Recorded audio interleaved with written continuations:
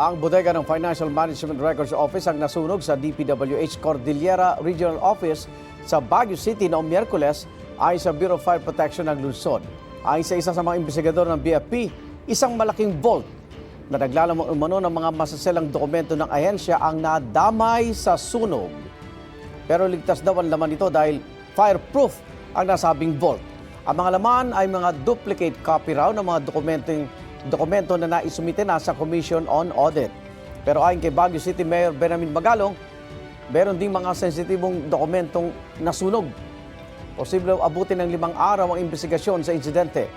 Patuloy namang kinukuha ang pahayag ng DPWH ukol sa nangyari. Batay naman sa una nilang pahayag, walang nasaktang empleyado ng DPWH.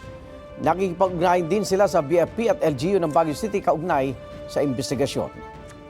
Igan, mauna ka sa mga balita, mag-subscribe na sa GMA Integrated News sa YouTube para sa iba't ibang ulat sa ating bansa.